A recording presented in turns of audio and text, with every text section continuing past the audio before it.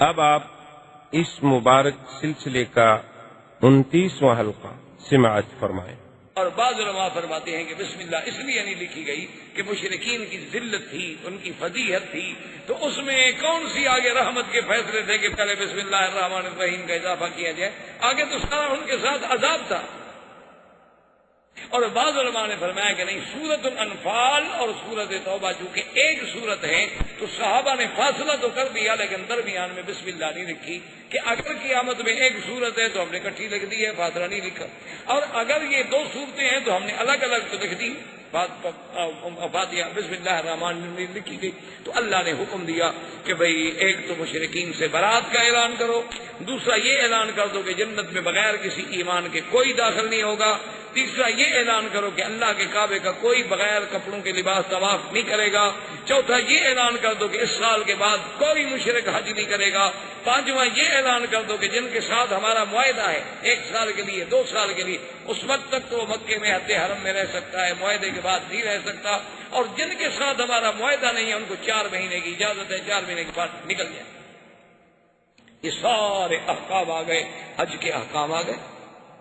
حضرت نے حضرت علی کو بلایا رضی اللہ تعالیٰ عنہ، آپ نے فرمایا کہ علی تم ایسا کرو کہ جلدی پہنچو، کیونکہ یہ بڑے اہم ضابطے اور اہم اعلانات ہیں، اور عرب کا عادت ہے کہ یا تو بادشاہ خود اعلان کرے یا بادشاہ کا کوئی قریبی رشتہ دار اعلان۔ حضرت علی یہ اعلان لے کے چل پڑے، ابھی حضرت ابوبکر راستے میں تھے کہ حضرت علی پہنچ گئے۔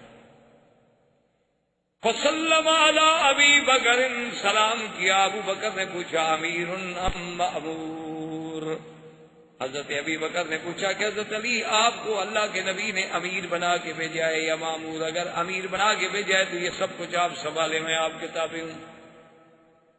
حضرت علی نے عرض کیا کہ یا ابی بکر بل مامور، اللہ کے نبی نے مجھے امیر نہیں بنایا، امیر تو آپ رہیں گے، میں مامور ہوں، لیکن صرف مجھے حکم ملا ہے کہ ان چیزوں کا اعلان جو ہے وہ مکے میں اور مینا میں اور عرفات میں تم نے کرنا ہے۔ تو حضرت ابوبکر رضی اللہ تعالیٰ عنہ تشریف لے آئے۔ جب آپ عرفات میں، مینا میں، مزدلفہ میں، مکے میں خطبہ پڑھ لیتے تو فرماتے کہ حضرت علی اب اعلان کرو۔ حضرت علی کھڑے ہو جاتے کہ اللہ يدخل الجنت الا نفس مؤمنہ، ایمان کے بغیر کوئی جنت میں داخل نہیں ہو سکتا۔ اللہ یطوف بالبیت عریان، آج کے بعد کوئی آدمی بغیر کپڑوں کے کعبے کا طواف نہیں کر سکتا۔ اللہ يدخل المشرکون بالمسجد الحرام، اور پھر کوئی مشرک جو ہے اس مدت گزرنے کے بعد مسجد الحرام میں بھی داخل نہیں ہو سکتا، اور جن کے ساتھ معاہدہ کیا ہے اسلام نے وہ معاہدے کی مدت پوری ہوگی، اور جن کے ساتھ معاہدہ نہیں ہے ان کو 4 مہینے کی مہلت ہے کہ وہ اللہ کا حرم چھوڑ کے چلے جائیں۔ حضرت علی فرماتے ہیں کہ میں نے گلی گلی، خیمہ خیمہ، کوچا کوچا اعلان کیا، حد صوتی، حتیٰ کہ میری آواز جو تھی وہ بھی بیٹھ گئی۔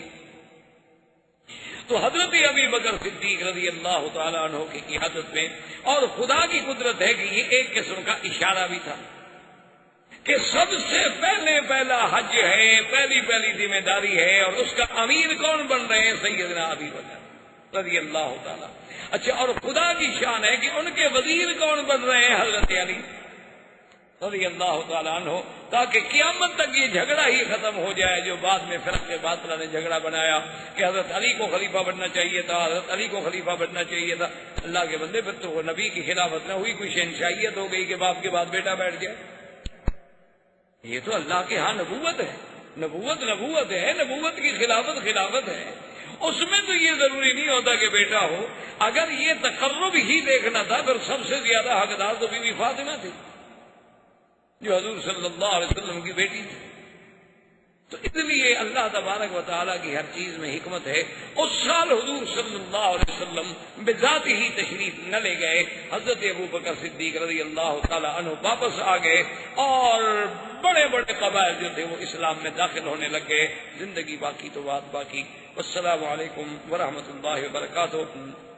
برادران اسلام، واجب الاحترام بزرگوں، دوستوں، بھائیوں، عزیز نوجوانوں، سلسلہ سیرت النبی صلی اللہ علیہ وسلم کے دروس میں الحمدللہ کہ ابتدائے آفرینت سے لے کر ہم نے تقریباً غزوہ تبوک تک واقعات جو تھے سیرت کے دہرائے۔ غزوہ تبوک کی واپسی پر حضور صلی اللہ علیہ وسلم نے ایک تو راستے میں 14 منافقین کے نام جو تھے وہ حضرت حذیفہ کو بتلا دیے، اور دوسرا حضور صلی اللہ علیہ وسلم جب مدینہ منورہ میں پہنچے تو مسجد ضرار جو بنی تھی منافقین کی سازش سے، جسے بنی عامر ایک شخص تھے، یہودی تھا، جس نے منافقین مدینہ سے رابطہ کیا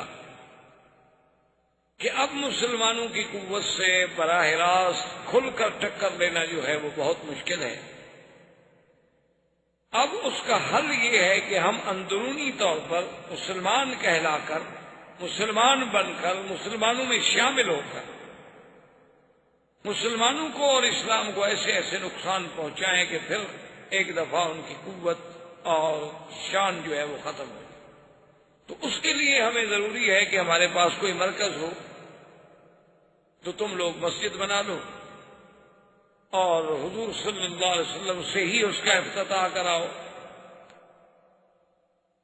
اور میں کچھ عرصے کے بعد پھر اس مسجد میں بطور خطیب اور بطور امام پہنچوں گا، اور پھر میں وہاں بیٹھ کے سازشوں کو کنٹرول کروں۔ اب حضور صلی اللہ علیہ وسلم جب غزوہ تبوک سے واپسی میں تشریف لائے تو آپ نے مالک بن دخشن کو حکم دیا کہ فوراً جوانوں کا ایک دستہ لے کر جاؤ اور مسجد کو توڑ دو۔ اس پر اللہ نے قرآن پاک میں بھی وہ آیات نازل فرمائیں کہ والذین اتخذوا مسجدا ضرارا وکفرا وتفریقا بین المؤمنین، کہ یہ وہ لوگ ہیں کہ جنہوں نے اللہ کی مسجد بنائی لیکن مسلمانوں کو ملانے کے لیے نہیں، مسلمانوں کو توڑنے کے لیے۔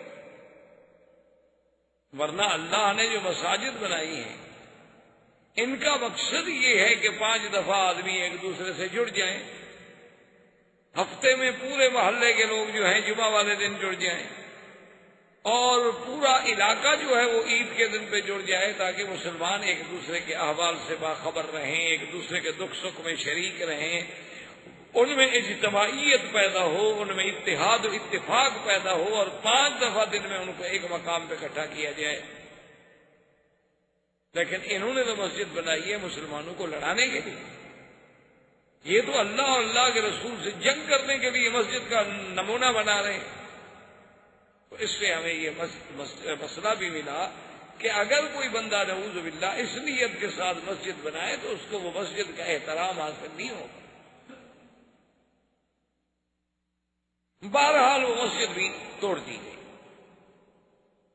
اور اس کے فوراً بعد حضور صلی اللہ علیہ وسلم نے مسجد نبوی میں ایک بہت بڑے اجتماع سے خطاب فرمایا، اور اس کے بعد 36 منافق ہیں جن کا حضور نے نام لے لے کے فرمایا کہ اخرج یا فلان، اخرج یا فلان، اخرج یا فلان، کہ فلان تم بھی منافق ہو، نکل جاؤ، تم بھی نکل جاؤ، تم بھی نکل جاؤ۔ تو یہ منافقوں پر اتنی کاری ضرب لگی کہ پہلے 14 آدمی کا راز پکڑا گیا، 36 آدمیوں کے حضور صلی اللہ علیہ وسلم نے نام لے کر بتلا دیے، مسجد ضرار کا منصوبہ بھی ان کا خاک میں مل گیا اور مسجد کو بھی توڑ دیا گیا۔ تو یہ ایک ایسی ضرب تھی منافقین پر کہ یہود تو پہلے نکل چکے تھے مدینہ منورہ سے، اب جو ان کے بچے کھچے منافقین تھے ان کی بھی کمر ہمیشہ کے لیے ٹوٹ گئی، اور اسی غم کے صدمے آ کر عبداللہ ابن ابی جو منافقوں کا سردار تھا وہ بھی مر گیا۔ اس نے کہا اب کیا جینا ہے۔ اور یہ عبداللہ ابن ابی ابن سلول وہ ہے کہ جس کو سرکار دو جہاں صلی اللہ علیہ وسلم جانتے تھے، اور یہ سب سے بڑا یعنی یوں سمجھیں کہ منافقین کا جو ہے وہ سردار تھا، اور یہی وہ آدمی تھا جس نے سیدہ عائشہ رضی اللہ تعالی عنہ پہ تہمت لگائی، یعنی یہ سب سے بڑا خبیث۔ لیکن جب آپ کو اس کی بیماری کی اطلاع ملی تو حضور عیادت کے لیے بھی تشریف لے گئے، اور حضور نے فرمایا جب یہ مر جائے تو مجھے اطلاع دو۔ آپ نے اپنا قمیص مبارک بھی دیا اور کہا اس کا جنازہ بھی میں پڑھاؤں گا، اور اس کے بیٹے سے کہا کہ میرے اس قمیص میں اس کو کفن دے دو۔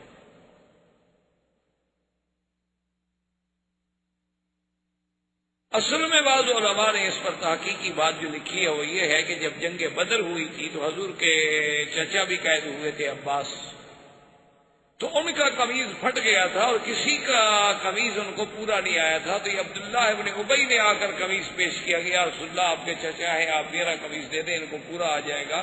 تو وہ قمیض لے کر حضور نے ان کو دیا تھا، تو حضور نہیں چاہتے تھے کہ اس منافق کا احسان مجھ پر رہے اور قیامت والے دن اس احسان کی وجہ سے اس کو رعایت ملے، اس لیے حضور نے دنیا میں قمیض دے دیا۔ اور جب جنازے پڑھانے کا وقت آیا تو حضرت عمر رضی اللہ تعالی عنہ نے عرض کیا کہ حضور لا تصلی علیہ، آپ اس پہ جنازہ نہ پڑھیں، یہ تو وہ ہے عبداللہ بن ابی رئیس المنافقین، اس نے عہد میں کیا کیا، اس نے غزوہ خیبر کے موقع پہ کیا کیا، اس نے خندق کے موقع پہ کیا کیا، اس نے سیدہ عائشہ کے عفق کے مسئلے میں کیا کیا، آپ اس کا جنازہ پڑھا رہے ہیں۔ اور اللہ نے فرما دیا ہے کہ آپ ان کے لیے اگر 70 دفعہ بھی بخشش مانگیں تو اللہ ان کو معاف نہیں کریں گے۔ حضور نے فرمایا ہو سکتا ہے عمر میں 70 سے بھی زیادہ مانگ لوں۔ بہرحال حضور نے جنازہ پڑھا۔ جنازے پڑھانے کے بعد اللہ نے قرآن میں یہ حکم نازل کر دیا کہ وَلَا تُصَلِّ عَلَىٰ أَحَدٍ مِّنْهُمْ مَاتَ أَبَدًا، کہ میرے نبی آئندہ ان کے مرنے پر کسی منافق کی میت پہ جنازہ نہ پڑھائیں، وَلَا تَقُمْ عَلَىٰ قَبْرِهِ، نہ اس کی قبر پہ جائیں، إِنَّهُمْ كَفَرُوا بِاللَّهِ وَرَسُولِهِ، یہ تو اللہ کے بھی دشمن، اللہ کے رسول کے بھی دشمن۔ تو حضرت عمر رضی اللہ تعالی عنہ کی رائے جو تھی وہ قبول ہو گئی۔ تو یہاں سے علماء نے مسئلہ نکالا کہ آدمی چاہے حضور پاک کا قمیض جو حضور کے بدن مبارک کو لگا ہو، اس سے شان والا کپڑا دنیا میں کون سا ہو سکتا ہے، لیکن اگر اس میں بھی کفن ملے اور آدمی بے ایمان ہو تو کوئی فائدہ نہیں لیتا۔ اسی لیے جیسے کوئی غلاف کعبہ لے جائے، کوئی لکھا ہوا آیت الکرسی کی چادریں ڈال دے، کوئی فائدہ نہیں دیتی جب تک کہ اندر ایمان اور عمل صالح نہ ہو۔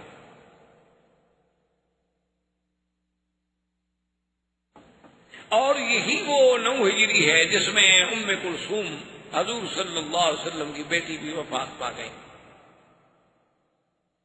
اور یہی وہ 9 ہجری ہے کہ جس کو مورخین نے عام الوفود قرار دیا ہے کہ یہ وہ سال ہے کہ جس میں پھر حضور صلی اللہ علیہ وسلم کی خدمت میں لگاتار وفد آئے۔ وفد بنی عامر آیا، بنو عامر ایک قبیلہ تھا، ان کا وفد آیا، ان کے اندر 2 آدمی تھے، ایک کا نام عامر تھا اور ایک کا نام اربد ابن قیس تھا۔ یہ اربد ابن قیس جو ہے یہ تلوار چلانے میں اتنا بڑا ماہر تھا کہ اس کی تلوار کی دنیا میں بڑی دھوم تھی، کبھی یہ بڑا فن تلوار سے، کیونکہ تلوار چلانا بھی ایک فن ہے، لکڑی چلانا بھی ایک فن ہے، بندوق چلانا بھی ایک فن ہے۔ آج کل تو خیر دنیا ہی بدل گئی نا، آج کل تو وہ جنگیں ہی نہ رہی، آج کل تو جدید جنگیں ہیں، جدید ٹیکنالوجی ہے، ریموٹ کنٹرول پہ آپ ایک بٹن دبائیں اور دوسروں کا ملک تباہ کر دیں۔ آج کل تو کوئی نہ بہادر ہے نہ بزدل ہے، آج کل تو جدید وسائل و آلات کی جس کے پاس فراہمی ہے وہ طاقتور ہے اور نہیں ہے تو کمزور ہے۔ لیکن اس دور میں نیزہ بازی، تیر اندازی، تلوار چلانا، لکڑی چلانا، ایسے کشتی کرنا، یہ چیزیں بڑی فن سمجھا جاتا تھا۔ تو یہ تلوار چلانے میں اتنا بڑا ماہر تھا اور اتنی بڑی اس کے پاس قوت اور طاقت تھی کہ عرب میں اس کا شہرہ تھا۔ یہ اب بظاہر تو قبیلہ اسلام لانے کے لیے آ رہا ہے، لیکن ان دونوں نے آپس میں مشورہ کیا، اربد ابن قیس نے اور عامر نے۔ انہوں نے آپس میں مشورہ کیا، عامر نے کہا کہ اگر میں ملاقات کے دوران حضور صلی اللہ علیہ وسلم کو باتوں میں مشغول کر دوں اور حضور کی توجہ جو ہے وہ میری طرف ہو جائے، تم تلوار سے حملہ کر دینا۔ یہ آپس میں طے کر کے آ گئے، قبیلہ آ گیا حضور صلی اللہ علیہ وسلم کی خدمت میں، اور آ کے ابھی اسلام نہیں لے آئے، انہوں نے باتیں کرنی شروع کی، اور جناب عامر نے بڑی لمبی لمبی باتیں اور بڑے لمبے لمبے سوال، اور تاکہ بھی حضور صلی اللہ علیہ وسلم کو مشغول رکھے، اور پھر اشارہ کرے اربد کو بھی تلوار سے حملہ کرو، لیکن اربد جو ہے چپ بیٹھے۔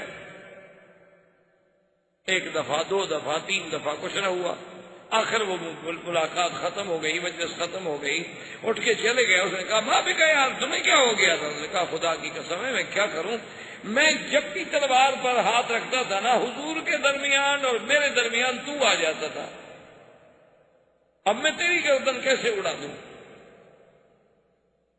تو اللہ نے اپنے نبی کو اس انداز میں محفوظ رکھا، اور یہ دونوں جو تھے اور ان کا راز واپس چلے گئے، اسلام نہ لے آئے۔ ایک دونوں نے آ کر ایک رستے میں بستی تھی بنی سلول کی، اسی عبداللہ ابن ابی ابن سلول والوں کی سلولیہ بستی تھی، جس میں انہوں نے قیام کیا۔ اور خدا کی شان دیکھیں کہ اس عامر کو تو طاعون نے پکڑ لیا، رات پہ آ کے سلولیہ میں ٹھہرا اور طاعون کی گلٹی نکلی، ایک عذاب ہے، اللہ معاف کرے۔ تو اس نے بستی والوں سے کہا کہ فاتونی بفرسی، میرا گھوڑا جلدی لے آؤ، یہ میرے لیے بہت عبرتناک موت ہوگی کہ میں طاعون کی بیماری سے تڑپتا ہوا سلولیہ کی بستی میں پڑا ہوں، اکیلا مر جاؤں۔ چلو میں گھوڑے پہ بیٹھ کے یہاں سے تو نکل جاؤں نا، لیکن اب گھوڑے پہ بیٹھ نہیں سکتا تھا، گرا مر گیا۔ اور یہ عامر کی موت اس طرح آئی۔ اب اربد جو ہے وہ جناب بستی سے نکلا اور گھوڑے کو بھگایا کہ کہیں مجھے بھی طاعون نہ پکڑ لے، میں بھی طاعون کی بیماری میں مبتلا نہ ہو جاؤں۔ آسمان سے بجلی گری اور اس کو جلا کے اسی وقت خاک استر کر گیا، وہ بھی مر گیا۔ اب بنو عامر قبیلے کو پتہ چلا، انہوں نے کہا بھی یہ دو سرداروں نے سازش کی تھی، ان کو تو اللہ نے سزا دے دی ہے، یہ دلیل ہے کہ اللہ کا نبی سچا نبی ہے۔ وہ سارے کا سارا قبیلہ واپس آ کے مسلمان ہو گیا۔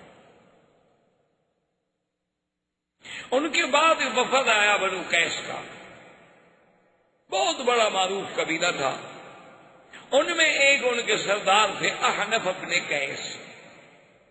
جب یہ قبیلہ مدینہ منورہ میں پہنچا تو قبیلے والے تو جناب فوراً دوڑے سیدھے حضور کی خدمت میں، جینا یا رسول اللہ، جینا یا رسول اللہ، اسلمنا یا رسول اللہ، سلام اور اسلام اور ساری باتیں اسلام لے آئے۔ لیکن احنف ابن قیس جو تھے وہ مدینہ منورہ میں اپنے ایک دوست کے مکان پہ گئے، وہاں جا کے سامان اتارا، وہاں جا کے اپنا غسل فرمایا، کپڑے تبدیل کیے، خوشبو لگائی اور تیار ہو کر حضور کی خدمت میں حاضر ہوئے۔ حضور بہت خوش ہوئے۔ حضور نے فرمایا ھذا رجل فی الحلم والاناء، کہ یہ بندہ ہے جس کے اندر حلم ہے، حوصلہ ہے، صبر ہے۔ انہوں نے کہا اصول، اسی لیے علماء نے یہ بھی مسئلہ نکالا ہے کہ جب آپ مدینہ منورہ جائیں تو جلدی نہ کریں، بلکہ آپ نے جہاں ٹھہرنا ہے وہاں جائیں، سامان رکھیں، اطمینان کے ساتھ غسل کریں، اپنا لباس بدلیں، بدن میں کپڑوں میں خوشبو لگائیں، اور انتہائی ادب اور احترام کے ساتھ حضور صلی اللہ علیہ وسلم کے روضہ مبارک پہ حاضر، کیونکہ یہ طریقہ حضور کو بڑا پسند ہے۔ اور جب مسجد میں حاضر ہوں تو یہ بھی یاد رکھیں کہ سب سے پہلے آپ 2 رکعت تحیت المسجد ادا کریں۔ افضل تو یہ ہوتا ہے کہ ریاض الجنت میں موقع مل جائے، ورنہ جہاں مسجد میں مل جائے، کیونکہ بعض اوقات وہاں آدمی نہیں پہنچ سکتا یا اتنا رش ہے کہ جگہ نہیں ملتی، کیونکہ اللہ کا حق جو ہے وہ نبی کے حق میں مقدم ہوتا ہے۔ اور نماز پڑھنے کے بعد درود شریف پڑھتے ہوئے اتنے ادب کے ساتھ چلیں کہ آپ کے اپنے پاؤں کی آواز بھی پیدا نہ ہو۔ یہ نہیں کہ بس ایسے بھاگ رہا ہے اور شور کر رہا ہے اور ایک دوسرے کو دوست پوچھ رہے ہیں آپ کس ہوٹل میں ہیں یار، اچھا اور یار ٹھہرو میں سلام پڑھ کے بھی آتا، یہ تو گستاخی ہے اور بے ادبی ہے۔ وہاں حاضری کے اصول ہیں، اس کے آداب ہیں کہ بالکل خاشعن خاضعن۔ یہاں کے بہت بڑے عالم تھے، اللہ ان کی قبر پہ رحمت فرمائے، اور رئیس القضاء اعلیٰ بھی رہے پھر وہ، جن کے بیٹے آج کل امام حرم بھی ہیں شیخ صالح، تو ان کے والد جو تھے بن حمید بہت بڑے عالم، بہت بڑے علماء میں تھے، جیسے شیخ عبدالعزیز بن باز، اللہ ان کی قبروں پہ کروڑوں رحمتیں فرمائے۔ اچھا خدا کی شان ہے کہ دونوں نابینا تھے، وہ بھی نابینا تھے، وہ بھی نابینا تھے، لیکن علم پر اتنا عبور تھا ان لوگوں کو، کوئی مسئلہ پوچھو تو اس کی جزیات تک بھی یاد تھی، اور پھر ہر مسئلے پر دلیل میں کوئی نہ کوئی حدیث مبارک بھی دماغ میں تھی۔ اتنا بڑا علم بہت کم لوگوں کو نصیب ہوتا ہے، گہرائی علم کے اندر، گہرائی۔ اور اگر کسی مخالف نے بھی دلیل کے ساتھ کوئی بات کی ہے تو اس کو قبول کرنا، یہ بڑے لوگوں کی بات ہوتی ہے، ہر آدمی اس مقام پہ نہیں پہنچ سکتا۔ تو بہرحال انہوں نے اپنی کتاب میں لکھا ہے کہ جب زائر زیارت کے لیے مدینے حاضر ہو فلیکن خاشعا خاضعا متواضعا، کہ عین خشوع کے ساتھ، تواضع کے ساتھ، ادب کے ساتھ چلے، اور یہ دل میں تصور کرے کہ انہ یری النبی صلی اللہ علیہ وسلم، کہ گویا کہ وہ خود حضور کو دیکھ رہا ہے۔ اگر حضور کی زندگی میں حاضر ہوتا اور حضور سامنے موجود ہوتے تو میں کس طرح کھڑا ہوتا، کس طرح آتا، میں کتنا ادب اور احترام کرتا، وہی احترام بدستور باقی رکھے۔ تو بہرحال حضور صلی اللہ علیہ وسلم بڑے خوش ہوئے، اور احنف ابن قیس بھی مسلمان ہو گیا، بنو قیس بھی مسلمان ہو گیا۔ اس کے بعد قبیلہ بنو حنیفہ، یہ یمامہ کے قبیلہ، یمامہ کا علاقہ ہے ریاض کے قرب میں، نجد کے علاقوں میں ایک جگہ ہے یمامہ، وہاں اب بھی بنی حنیفہ ہے۔ یہ بنو حنیفہ جو ہے یہ بہت بڑا قبیلہ تھا، اور ان کا وہ سردار تھا مسیلمہ بن الکذاب۔ اچھا، یہ قبیلہ بھی اسلام لانے کے لیے آیا، لیکن مسلمہ مدینے سے باہر ہو گیا، اس نے کہا میں نہیں جاتا۔ جو اسلام لانے کے لیے آ گئے، اسلام لے آئے، حضور نے ان کو ہدایہ دیے، جائزے دیے، کچھ نہ کچھ چیز دی، کیونکہ اسلام میں یہ بھی حکم ہے کہ اگر کوئی آدمی باہر سے تمہارے دین میں آتا ہے تو اس کے تالیف قلب کے لیے ضروری ہے کہ اس کے ساتھ کچھ مدارات کرو، کیونکہ ایک دوسرے کو ہدیہ دینے سے محبتوں میں اضافہ ہوتا ہے۔ یہ ضروری نہیں ہوتا کہ ہدیہ قیمتی ہو، ہدیہ ہوتا۔ حضور صلی اللہ علیہ وسلم نے جب سب کو ہدایہ دی تو انہوں نے کہا کہ حضور مسلمہ بھی آیا تو ہے، لیکن وہ ابھی مدینے نہیں آیا، اس کے لیے بھی ہدیہ دیں، آپ نے اس کے لیے بھی دے دیے۔ جب یہ قبیلہ واپس آیا تو مسلمہ کہنے لگا کہ اچھا، اللہ کے نبی نے مجھے بھی ہدیہ دیا ہے۔ انہوں نے کہا ہاں۔ انہوں نے کہا یہ عجیب بات ہے، بھی میں تو مدینہ دیکھنا بھی نہیں چاہتا، میں حضور کو ملنا بھی نہیں چاہتا، اور انہوں نے مجھے ہدیہ دیا ہے، تو ٹھیک ہے چلو۔ اس نے کہا کہ اچھا میں اپنا آدمی بھیجتا ہوں۔ انہوں نے کہا کہ یا محمد صلی اللہ علیہ وسلم، میں مسلمان ہونا چاہتا ہوں لیکن میری ایک شرط ہے۔ کیا شرط ہے؟ اس نے کہا جی بات یہ ہے کہ میں آپ کا کلمہ پڑھتا ہوں، اسلام لے آتا ہوں، لیکن آپ کے بعد جو خلافت ہوگی وہ مجھے ملے گی۔ حضور صلی اللہ علیہ وسلم کے ہاتھ میں ایک چھوٹی سی لکڑی تھی۔ حضور نے فرمایا کہ اس مسلمہ کو جا کے کہہ دو کہ یہ لکڑی بھی اگر چاہو تو میں تمہیں دینے کے لیے تیار نہیں ہوں، تم میرے بعد خلافت مانگتے ہو۔ یہ اچھا اسلام ہے جو میری شرط کتاب ہے کہ جی پیسے دو گے تو میں مسلمان ہوں، نہیں دو گے تو میں مسلمان نہیں۔ یہ کون سا اسلام ہوا بھائی؟ ایسے اسلام کی اللہ کو کوئی ضرورت نہیں۔ حضور نے فرمایا مجھے تمہارے اسلام کی کوئی ضرورت نہیں ہے، تم نے جو کچھ کرنا ہے جا کے کرو۔ اور اسی اثنا میں حضور نے خواب دیکھا۔ سرکار دو جہاں رحمت اللہ عالمین صلی اللہ علیہ وسلم نے خواب دیکھا کہ میرے ہاتھ میں سونے کے دو کنگن ہیں، اور میں نے ان کو پھونک ماری تو وہ دونوں کنگن اڑ گئے۔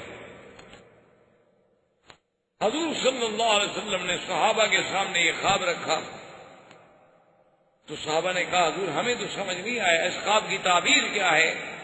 آپ نے فرمایا اس کی تعبیر یہ ہے کہ دو جھوٹے آدمی پیدا ہوں گے جو نبوت کا دعویٰ کریں گے، لیکن اللہ تبارک و تعالیٰ کی رحمت سے اللہ پاک ان کی قوت کو ختم کر دیں گے، جیسے پھونک سے چیز اڑ گئی ہے وہ بھی اڑ جائے۔ اور یہ انہی میں سے ایک مسیلمہ بن الکذاب تھا اور ایک اسود انسی تھا۔ مسیلمہ بن الکذاب یمامہ میں پیدا ہوا اور اسود الانسی جو تھا وہ یمن میں پیدا ہوا، جنہوں نے نبوت کا دعویٰ کیا کہ ہم بھی نبی ہیں اور ہم پر بھی اللہ کی وحیات۔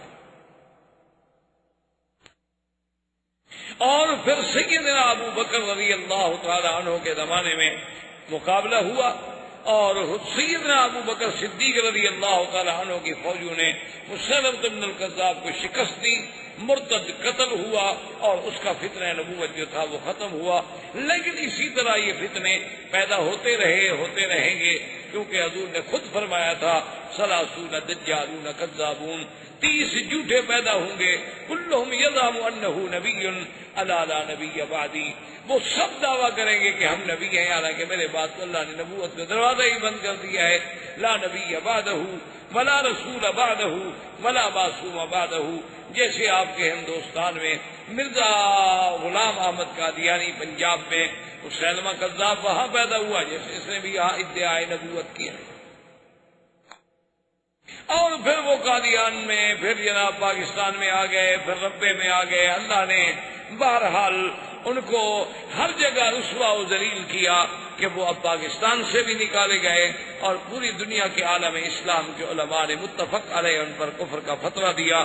اب وہ جناب یہاں سے بھاگ کے پھر لندن میں، کیونکہ اصل نبی تو انہوں نے بنایا تھا، اصل مرزا کو جب نبوت ملی تھی تو بنانے والے تو انگریز تھے، بنانے والے وہی تھے۔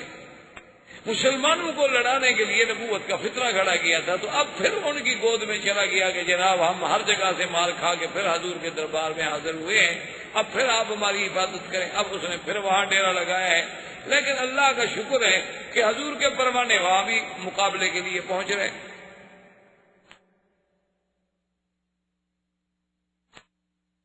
اور اس سے حقیقت ہے، ابھی ہم جاتے ہیں نا جی، بہت سارے لوگ اس دفعہ بھی کچھ صحافی اور کچھ باہر کے جو لوگ ہوتے ہیں انہوں نے کہ آپ کو کیا تکلیف ہے، دیکھیں وہ پاکستان چھوڑ گئے، وہ انڈیا چھوڑ گئے، وہ یہاں لندن میں آ گئے، لیکن اب مولوی لوگ پھر بھی ان کے پیچھے بھاگ رہے ہیں، تو آخر کیا ایسی بات؟ ایسے سوالات ہمارے پڑھے لکھے لوگوں کو بھی بڑا پریشان کرتے ہیں کہ پتہ نہیں مولوی پاگل ہو گئے، ابھی جب تمہارے ملک سے نکل گیا جان چھوٹ گئی۔ اصل بات میرے عزیز یہ نہیں ہوتی، اصل بات یہ ہے کہ وہ باہر رہ کر بھی مسلمانوں کو گمراہ کر رہے ہیں۔ اب آپ جرمنی میں جا کے دیکھیں، اسی طرح آپ جنوب افریقہ میں جا کے دیکھیں، اسی طرح اور جو افریقی ممالک ہیں نائجیریا وغیرہ وہاں جا کے دیکھیں، اسی طرح زامبیا میں، گانا میں، جہاں جہاں انہیں موقع ملتا ہے، چونکہ ان کے 2 مقام ہوتے ہیں، ایک جہاں جہالت ہو، دوسرا جہاں غربت ہو، اور تیسرا جہاں ضرورت ہو، وہ 3 آدمیوں کو پکڑتے ہیں۔ اب ایک آدمی لندن میں گیا ہے، اس کے پاس ویزا ختم ہونے والا ہے اور رہنا چاہتے ہو، ٹھیک ہے جی آپ ہمارا فارم پر کر دیں کہ آپ کا جماعت احمدیہ سے تعلق ہے، ہم آپ کو سیاسی پناہ لے کر دے دیتے کہ جی ہم تو پاکستان سے نکلے ہوئے ہیں، ہمیں تو وہاں مار دیتے ہیں لوگ، ہمیں پناہ دیجیے۔ تو جو آدمی جماعت احمدیہ کا فارم پر کر دے اس کو پناہ مل گئی۔ انہوں نے کہا دیکھیں جی اب تو ہر سال ہزاروں لوگوں کو مرزائی بنا رہے۔ ایک تو یہ ضرورت ہے، دوسری بات یہ ہے ہم نے ان کو کہا، بی بی سی والوں کو، NNI والوں کو، ہم نے ان سے کہا، انہوں نے کہا دیکھو یہاں یہودی ہیں، نصرانی ہیں، کبھی ہم نے ان کے ساتھ آ کر کوئی چیلنج، کوئی مناظرہ، کوئی مقابلہ کیا ہے؟ حالانکہ ہمارے نزدیک وہ بھی کافر ہیں، لیکن یہودی اپنے آپ کو یہودی کہتا ہے، نصرانی اپنے آپ کو نصرانی کہتا ہے، سکھ اپنے آپ کو سکھ کہتا ہے، ہندو اپنے آپ کو ہندو کہتا ہے، لیکن یہ بدبخت اپنے آپ کو مسلمان کہتا ہے۔ مشکل یہ ہے، یہ بھی آج کھلا اعلان کر دے گا جی میں مسلمان نہیں، جان چھوٹی ختم، کوئی ہمارا مناظرہ نہیں، کوئی جھگڑا نہیں، کوئی تقریب نہیں، کوئی جلسہ نہیں، ہم پھر کبھی نہیں آئیں گے۔ لیکن جب یہ اسلام کا نام لے کر لوگوں کو دھوکہ دیں کہ ہم ختم نبوت کے بھی قائل ہیں، اور جو ختم نبوت کا قائل نہ اس کو ہم کافر سمجھتے ہیں، لیکن ختم نبوت کا معنی ہے مہر نبوت، تو جس کو اللہ کا نبی مہر لگا دے وہ نبی ہے، ترجمہ اس کا وہ اپنا کرتے ہیں۔ تو بہرحال خیر کہنے کا مقصد یہ تھا کہ وہ مسلمہ وہاں پیدا ہوا، اسد انسی وہاں پیدا ہوا، اللہ نے ان دونوں کا فتنہ جو تھا وہ بھی ختم کر دیا۔ اس کے بعد جو ہے بنی تئی جو تھے یہ بہت بڑا قبیلہ تھا، جس میں حاتم طائی جو بہت بڑا تاریخ میں سخی گزرا ہے، یہ اسی طائی قبیلے کا سردار تھا حاتم۔ اس قبیلے پہ حملہ ہوا تو طائی جو تھے وہ گرفتار ہوئے، جس میں حاتم کی بیٹی بھی گرفتار ہوئی، اور یہ وہی بیٹی ہے کہ جب حضور کے سامنے لائی گئی تو اس کے سر پہ دوپٹہ نہیں تھا، قیدی تھی، تو حضور نے فرمایا کون ہے؟ انہوں نے کہا حضور یہ، ہم نے فرمایا اس کے سر پہ دوپٹہ ڈالو، انہوں نے کہا حضور نے کافر عورت ہے، فرمایا کافر کیا مطلب؟ بیٹی تو بیٹی ہوتی ہے، کافر کی ہو، ہندو کی ہو، مسلمان کی ہو، بیٹی تو بیٹی ہے۔ تو بہرحال وہ حاتم طائی کی بیٹی بھی گرفتار ہوئی، اور حضور کے راستے میں جب حضور مسجد جاتے نا تو راستے میں ہی وہ لڑکی بیٹھی ہو، جب حضور گزرتے وہ کھڑی ہو جاتی، حضور میری بات سنیں، بات بتاؤ کیا بات؟ اس نے کہا مات ابی وغاب الوافد، میرا ابا بھی مر گیا، میرا بھائی بھی غائب ہو گیا، مجھے بتائے میں قید میں اکیلی عورت ہوں، آخر ایک میں سخی باپ کی بیٹی ہوں، مہربانی کر کے مجھے رہائی دی جائے۔ ایک دن، دو دن، تیسرے دن حضور نے فرمایا رہائی دے۔ اس نے کہا کہ حضور اگر میرا بھائی، آپ نے فرمایا تمہارا بھائی اللہ کے رسول کا نام سن کے فرار ہو گیا، بھاگ گیا، اللہ کے رسول سے فرار ہونا چاہتا ہے، اس کو نہیں، ہاں الا تمہارا بھائی خود آئے اسلام کے لیے تو پھر ہم اس کو پناہ دیں۔ تو یہ لڑکی واپس آئی، اپنے بھائی کو ملی، اپنے بھائی سے کہا کہ دیکھو تم اب نہیں بچ سکتے ہو، سوا اس کے کہ حضور صلی اللہ علیہ وسلم کی خدمت میں چلے جاؤ۔ اس نے کہا اچھا مجھے یہ بتاؤ، کیونکہ حاتم کی بیٹی جو تھی وہ بھی ایک بہت بڑی سمجھدار اور امرأۃ ذات حزم، اس نے کہا تم مجھے مشورہ دو، تمہارا مشورہ کیا ہے، میں کیا کروں؟ اس نے کہا علی دیکھو بات سنو، محمد الرسول اللہ صلی اللہ علیہ وسلم یا تو اللہ کے نبی ہیں یا پھر بادشاہ ہیں، ان دو میں سے تو خالی نہیں ہے، کیونکہ اب سارے جزیرہ تو فتح ہو گیا۔ اگر وہ اللہ کے نبی ہیں تو اللہ کے نبی کی صحبت میں رہنے سے تمہاری دنیا اور آخرت دونوں بن جائیں گی، اور اگر وہ بادشاہ ہے تو بادشاہ تمہیں خود بلا رہا ہے تو جاؤ، تمہیں کوئی نہ کوئی عہدہ مل جائے گا، یہ کچھ سوچنے کی بات ہے۔ تو اس نے کہا ہاں بھی تمہاری رائے تو بہت اچھی۔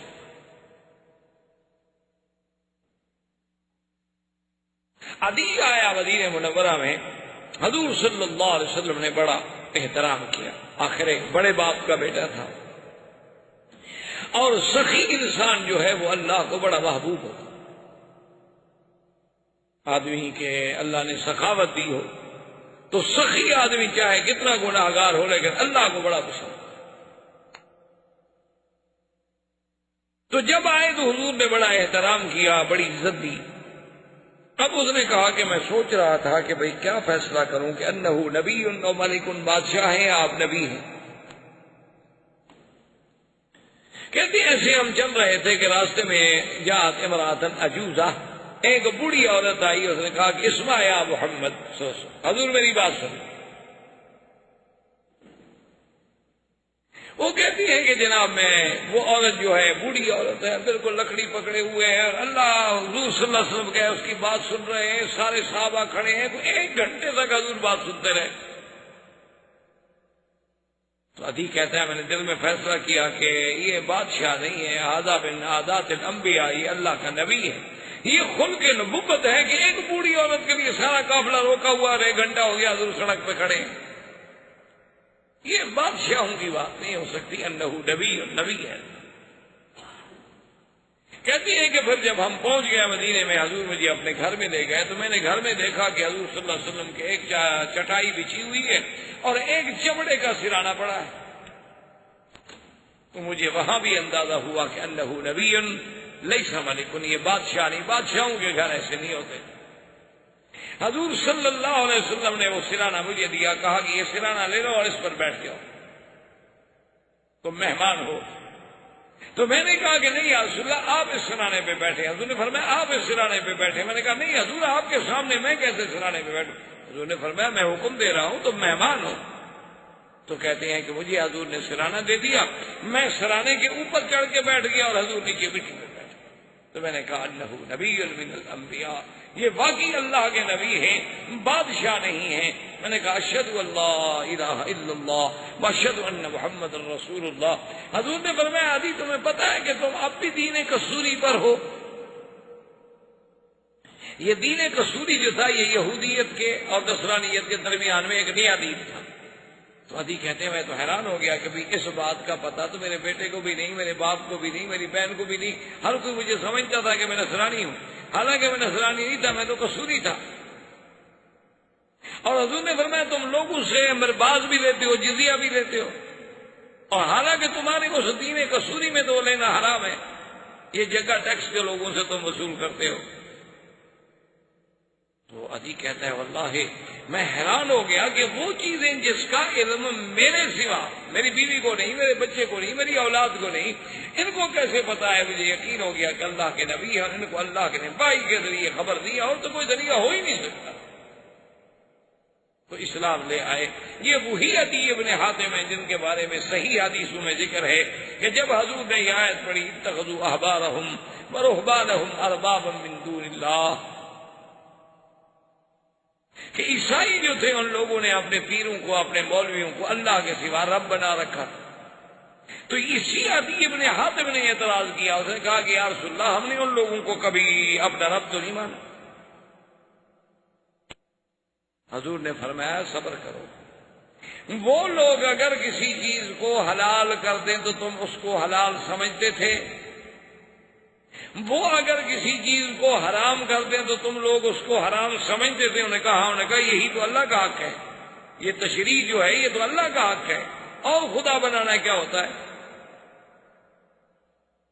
اس لیے ہمیشہ یاد رکھیں کہ خدا کا معنی یہ نہیں ہوتا کہ بس جس کے آگے نماز سجود رکوع کیا جائے، بلکہ جو احکام اللہ نے دیے ہیں اگر ان احکام کو نافذ کرنے والا یا بنانے والا ہم کسی دوسرے کو مان لیں تو گویا ہم اس کو بھی خدا مان رہے ہیں۔ یہی وہ بنیادی فلسفہ ہے کہ جیسے لوگ اپنے لیڈروں کے بارے میں اندھے معتقد ہو جاتے ہیں۔ بہت بڑے بڑے مسلمان جو تھے بعض اوقات وہ کافر لیڈروں کے معتقد ہو گئے، بعض مسلمان جو تھے وہ مسلمان لیڈروں کے معتقد ہو گئے، اور بعض لوگ اپنے اس لیڈر کی محبت میں اتنے اندھے ہو جاتے ہیں کہ وہ نماز نہیں پڑھتا وہ بھی نہیں پڑھ رہے، وہ شراب پیتا ہے وہ بھی پی رہے ہیں، وہ جیسا لباس پہن رہا ہے وہ بھی پہن رہے ہیں۔ تو اس لیے یہ جو بالحانہ یہ بھی بت پرستی ہے۔ بت پرستی کا معنی یہ نہیں ہوتا کہ ایک بت کھڑا کر دو، اگر آپ بندے کو پوجتے ہیں یہ بھی بت پرستی ہے۔ اگر آپ کسی کی شخصیت کی پرست کرتے ہیں تو وہ بھی بت پرستی ہے۔ اگر آپ اللہ اور اللہ کے رسول کے مقابلے پر ایک آپ کا قائد ہے، ایک آپ کا لیڈر ہے، آپ اس کی بات کو مان رہے ہیں، آپ لینن کو مان رہے ہیں، آپ ماؤ کو مان رہے ہیں، آپ جناب اسی طریقے سے کسی اور فلسفی کو مان رہے ہیں، آپ کارل مارکس کو مان رہے ہیں، آپ لارڈ میکالے کے قانون کو مان رہے ہیں، تو یہ اس سے بڑی بت پرستی کیا ہو سکتی ہے کہ مسلمان ہو کر اور غیر اللہ کے تشریع کو مانے؟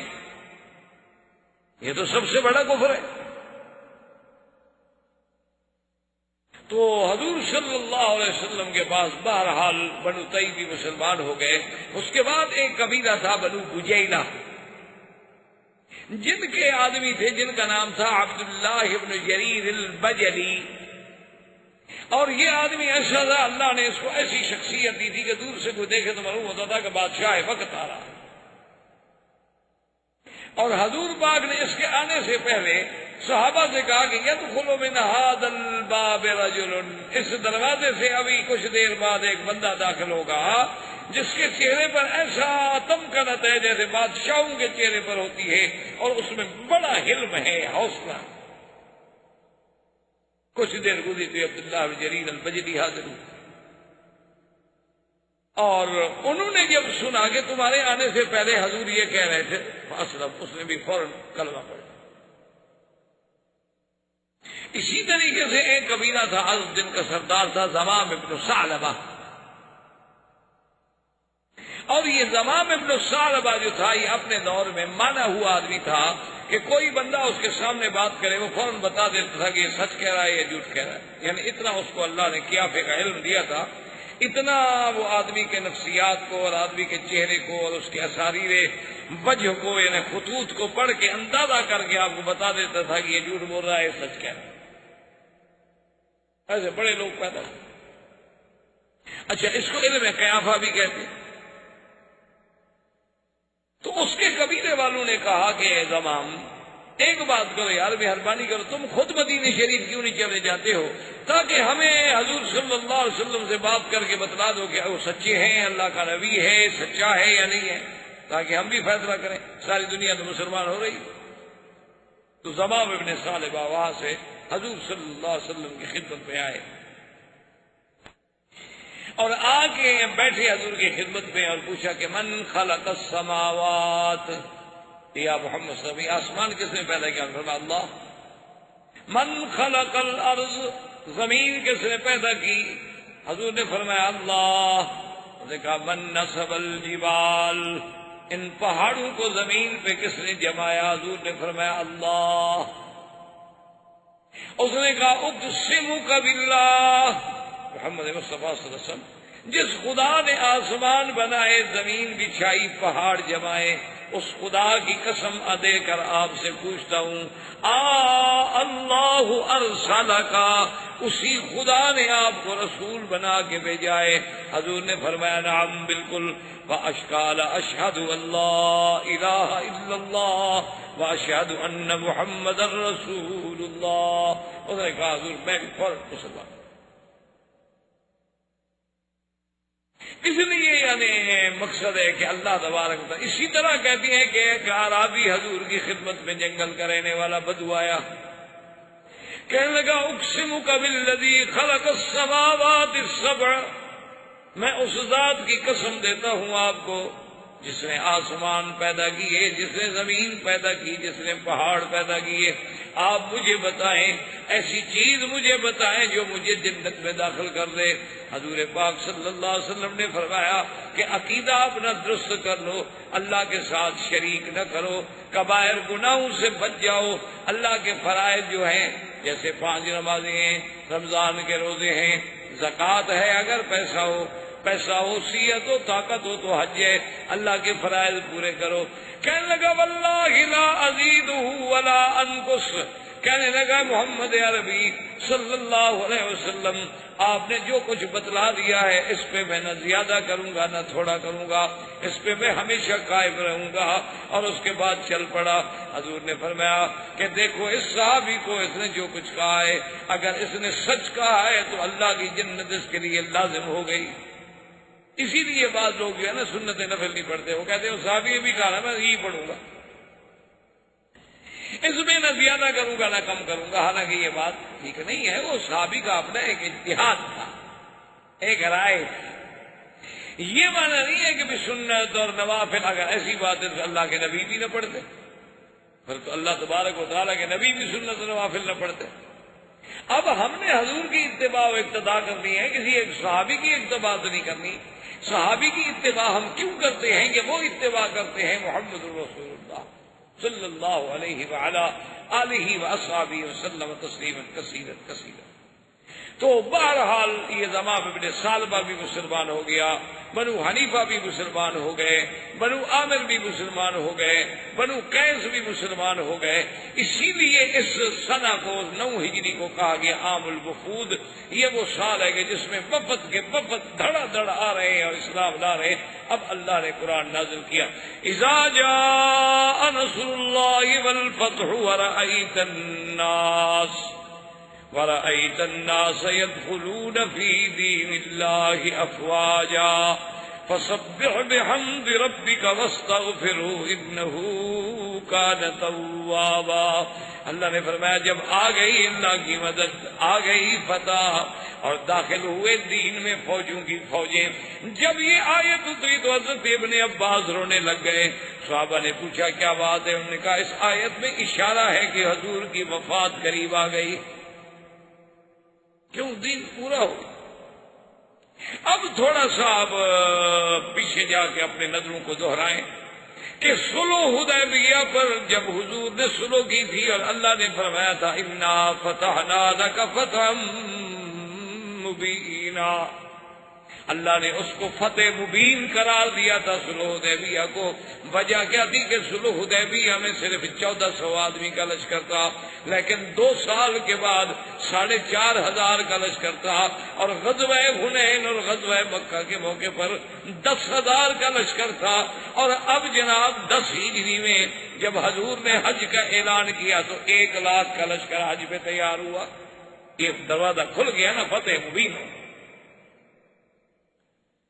اسلام نے ایسے وہ نہیں کہہ دیا فتح مبین، فتح مانا ہوتا ہے کھولنا، یعنی حضور کے آگے اسلام کے آگے جو رکاوٹیں تھیں وہ کھل گئیں۔ اللہ نے ایسی فتوحات دی اب حضور نے اعلان فرمایا کہ جس شخص نے حج کرنا ہے وہ حج پہ چلے. تو اب 1,00,000 انسانوں کا قافلہ حج پہ چل رہا ہے. جو نبی صلی اللہ علیہ وسلم کبھی مکے سے نکلے تھے تو ایک ابو بکر تھے، ایک غلام تھے، ایک راستہ دکھلانے والا تھا. آج وہی پر نبی صلی اللہ علیہ وسلم مدینے سے جب حج کے لیے چلے تو 1,00,000 لشکر ساتھ ہے. اصل بات یاد رکھو، اسلام یہ چاہتا ہے کہ اس کو موقع ملے بات کرنے کا. اسلام کو جب آپ صحیح معنوں میں پیش کریں گے نا جی، یقین کریں. آج آپ پورے یورپ میں جا کر دیکھ لیں، خدا کی قدرت ہے کہ جہاں جہاں اسلام پہنچ رہا ہے، جہاں جہاں اسلام کی تعلیمات پہنچ رہی ہیں، روزانہ یعنی تعداد 10، 20، 50 روز لوگ مسلمان ہو رہے ہیں. جن علاقوں میں آج سے 20 سال پہلے 2 مسجدیں تھیں، آج وہاں 2,000 مساجد. وجہ کیا ہے کہ اسلام تو ایک ایسا کامل معنی جامع دین ہے کہ جب اس کو صحیح معنوں میں سمجھایا جائے تو لازمی بات ہے کہ کوئی بھی عقل مند آدمی اس سے انکار نہیں کر سکتا. یہ الگ بات ہے کہ ہم اسلام خود پیشی نہ کر سکیں. ہم نے اسلام کو ایک رسومات کا اور ایک عادات کا مجموعے کا نام دے رکھا ہے. کسی نے تعزیہ نکالا تو اسلام کی علامت ہے، کسی نے میلاد بنا لیا تو اسلام کی علامت ہے. لیکن جو اسلام کے اصل جوہر ہیں، اسلام کے اندر جو موتی ہیں، وہ تو کبھی ہم نے پیش ہی نہیں کی. حضور صلی اللہ علیہ وسلم نے جب تیاری کی حجت، اور آپ کا یاد رکھیں یہ حج ایک، اسی لیے اسی کا نام حجت الوداع. حضور صلی اللہ علیہ وسلم نے عمرے تو 4 کیے، لیکن حج فرض ہونے کے بعد حضور نے جو حج کیا وہ صرف ایک حج ہے. اسی لیے اس وہ پہلا حج بھی وہی ہے اور آخری حج بھی. اور یہ 10 ہجری کا واقعہ ہے، حالانکہ حج فرض ہوا ہے 8 ہجری. 9 ہجری میں حضور صلی اللہ علیہ وسلم نے حضرت ابو بکر کو امیر حج بنا کے بھیجا، اور پھر حضرت علی رضی اللہ تعالیٰ عنہ کو بھی ان کے ساتھ بھیجا. کیونکہ مشرکین مکہ میں ایک مصیبت تھی، ایک عادت تھی کہ اگر کوئی خاص آرڈر جاری کیا جائے تو یا بادشاہ خود وہ آرڈر نافذ کرے یا اس کا کوئی قریبی رشتہ دار نافذ کرے.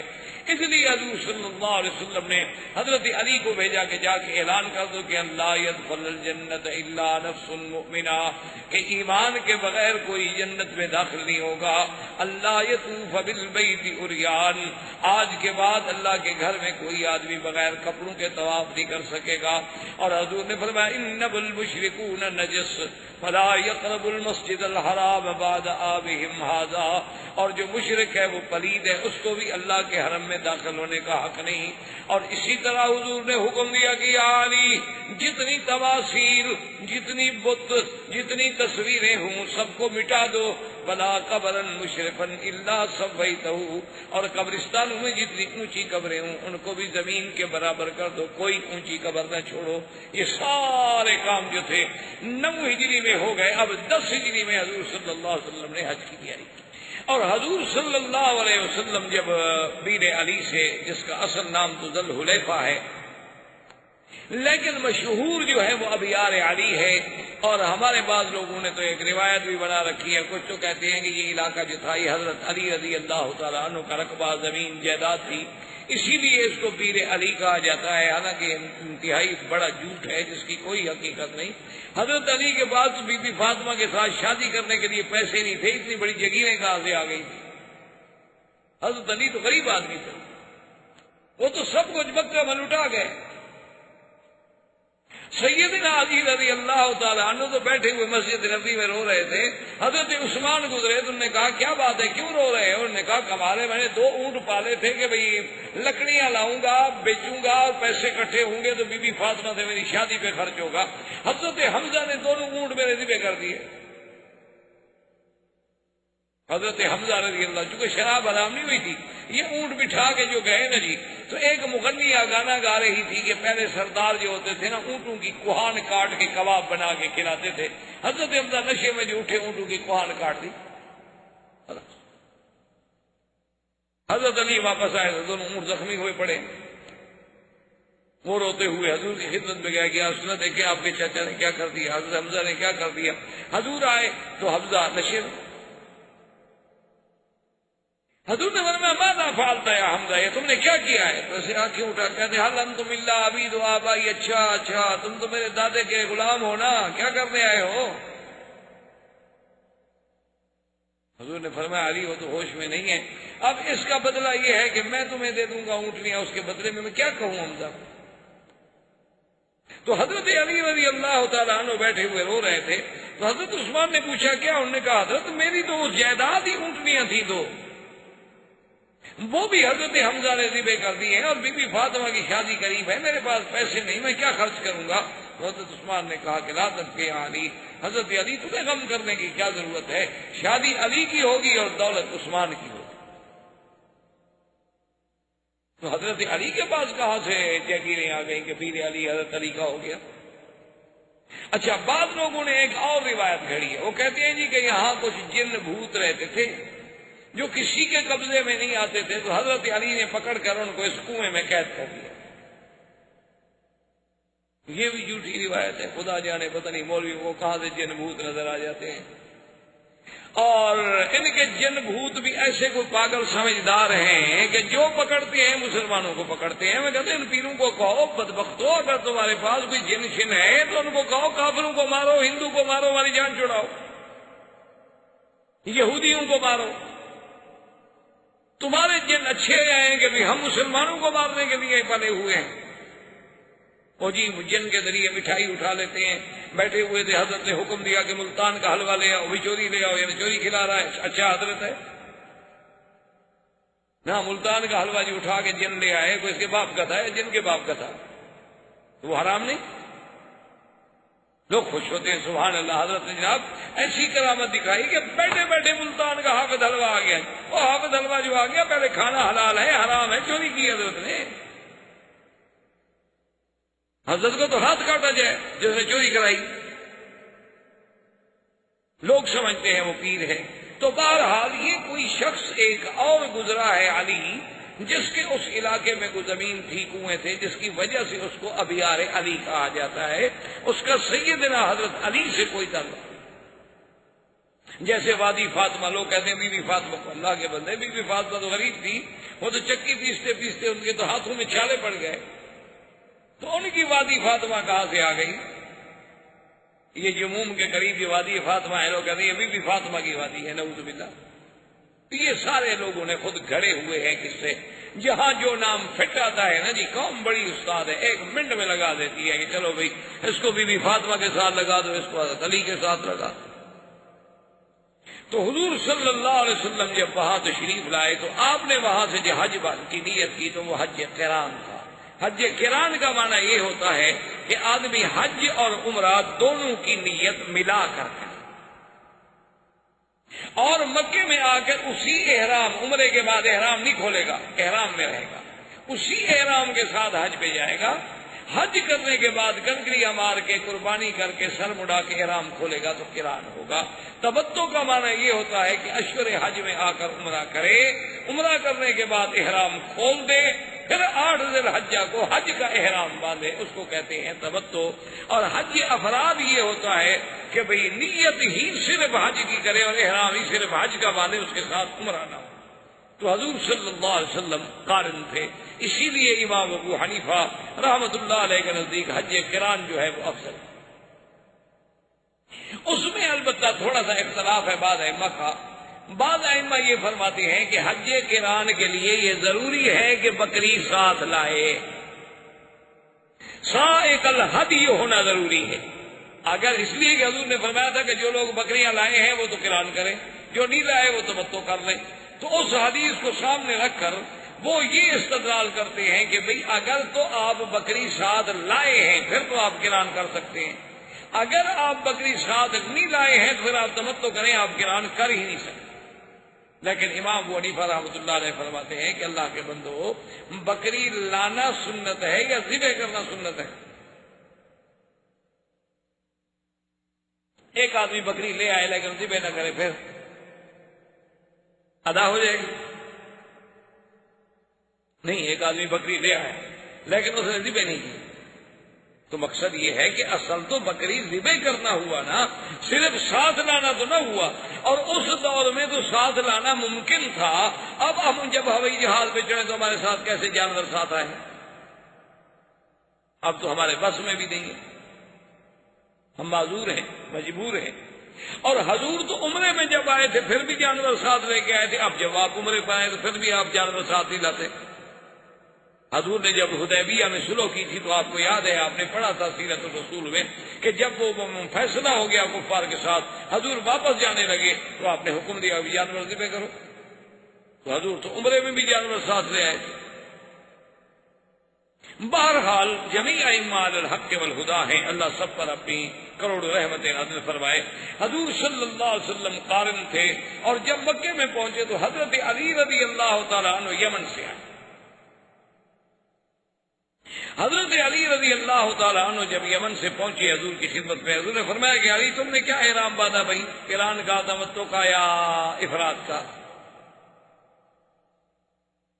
تو حضرت علی نے کہا کہ یا رسول اللہ میں تو جانور بھی لایا ہوں، آپ کے لیے بھی لایا ہوں قربانی کے جانور، اور اپنے لیے بھی لایا ہوں۔ میں جب میقات پہ آیا، یمن کے رستے سے میقات پہ پہنچا تو میں نے کہا کہ یا اللہ چونکہ مجھے تو پتہ ہے نہیں کہ تیرے نبی کی کیا نیت ہے، تو جو تیرے نبی کی نیت وہی میری نیت، تو میں نے تو یہ ارادہ کر لیا تھا، میں نے خود تو کوئی فیصلہ نہیں کیا۔ تو آپ نے فرمایا کہ ٹھیک ہے، جب تم جانور بھی لائے ہو اور تمہاری نیت بھی وہی ہے جو میں نے کی ہے تو میں تو قارن ہوں، تو لہذا تم بھی قارن۔ اب اسی مسئلے پر تھوڑا سا آپ غور کر لیں کہ بڑا ہمارے نوجوان لوگوں کے ذہن میں ہوتا ہے، دیکھو جی ایک امام یہ کہتا ہے اور ایک امام یہ کہتا ہے، اور دیکھو جی لوگ کہتے ہیں حنفی، شافعی، مالکی، حنبلی، اور یہ بات ہے، کیسے لوگوں نے مسئلے بنا لیے ہیں۔ حالانکہ یاد رکھو کہ حضور نے تو حج ایک کیا، لیکن حج کی قسمیں تین بن گئی۔ اور پھر امام ابو حنیفہ رحمۃ اللہ علیہ کے نزدیک حج قران افضل ہے، امام احمد بن حنبل رحمۃ اللہ علیہ کے نزدیک تمتع افضل ہے، امام شافعی رحمۃ اللہ علیہ کے نزدیک حج مفرد افضل ہے۔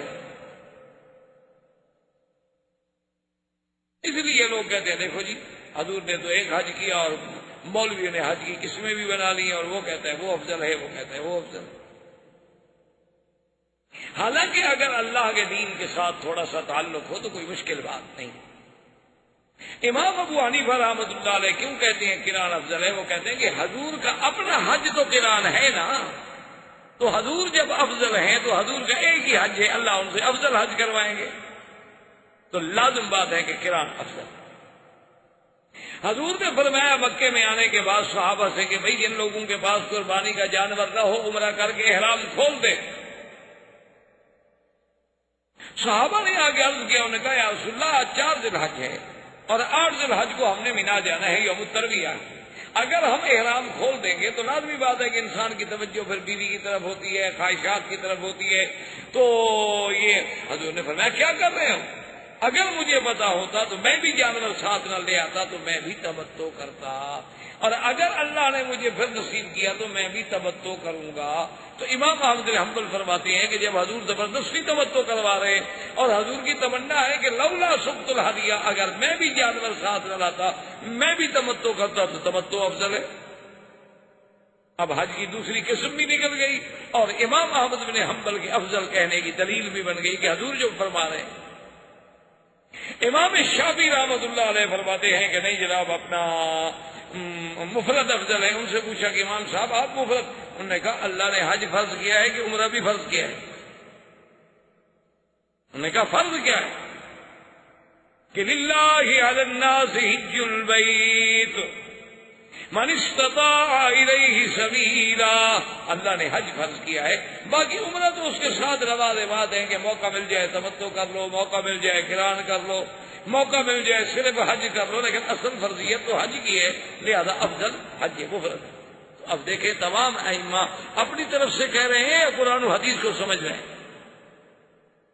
تو اس لیے ہمیشہ یاد رکھیں کہ جتنا ائمہ کرام ہیں ان کا فہم قرآن ہوتا ہے، فہم حدیث ہوتا ہے، یعنی حکم تو قرآن کا ہے، حکم تو حدیث رسول کا ہے، ان کی صرف تھنکنگ ہے، ان کی سوچ ہے، ان کی رائے ہے۔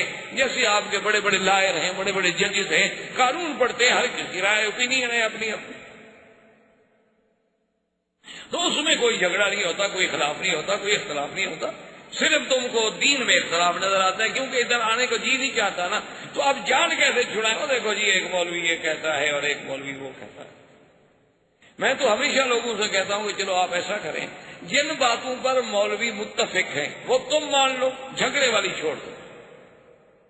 جن باتوں پر مولوی تمہیں لڑاتا ہے نا، کچھ مولوی کچھ کہتا ہے، نماز کے لیے تو جھگڑا کوئی نہیں، تمام مولوی کہتے ہیں نماز پڑھو، یا کوئی ایسا مولوی بھی ہے جو کہے نہ پڑھو؟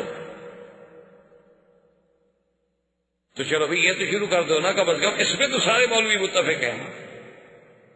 رمضان کے روزے کے بارے میں کتنے مولوی ہیں جو تمہیں کہتے ہیں کہ نہ رکھو، یا 30 یا 29 نہ رکھو، بلکہ اس دفعہ 10 رکھ لو؟ کوئی ایک مولوی دکھاؤ جس نے اختلاف کیا ہو۔ اچھا اگر تم صاحب دولت ہو تو حج کے بارے میں ایک مولوی دکھاؤ جو کہے جی حج نہ کرو۔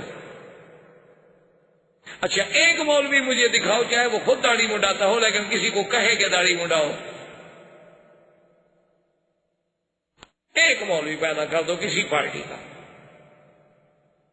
بریلوی ہو دیوبندی ہو، بس ٹھیک ہے میں تمہارے ساتھ ہوں، میں اس کی بات میں مان لوں گا، میں نرم آدمی ہوں، میں جھگڑا نہیں کروں گا۔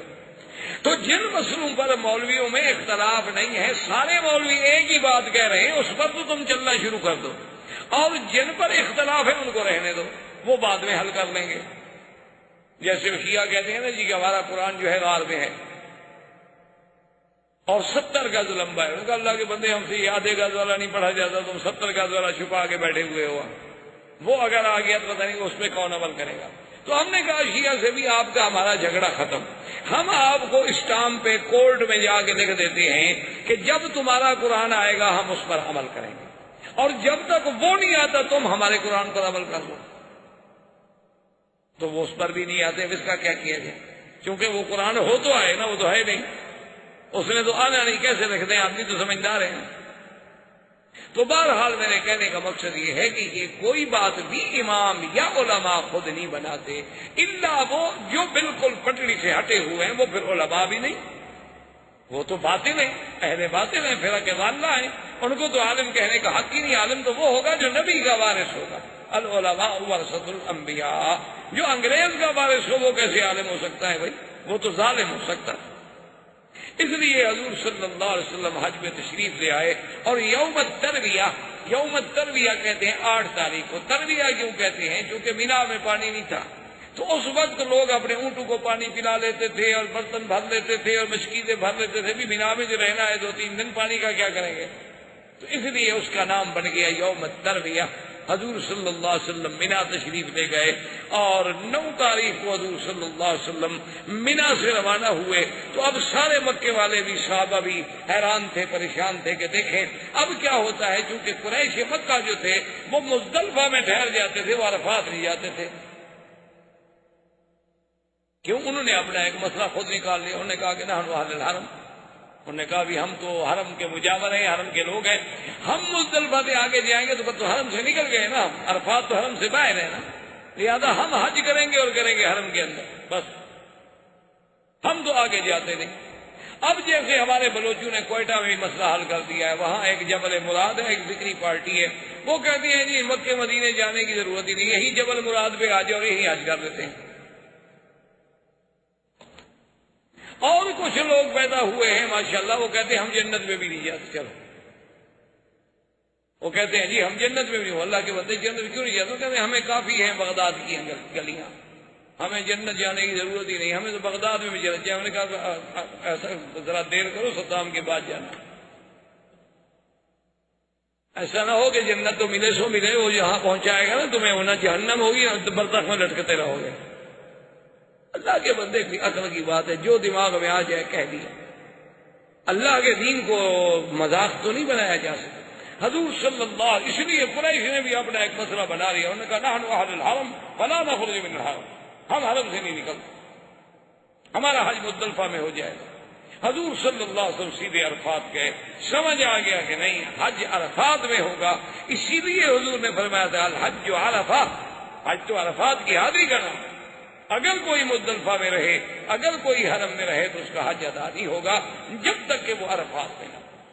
حضور صلی اللہ علیہ وسلم نے اسی عرفات کے میدان میں وہ عظیم خطبہ جو خطبہ حجۃ الوداع، یہ وہی خطبہ ہے جس کو ساری دنیا نے لیا ہے، مانتے نہیں ہیں؟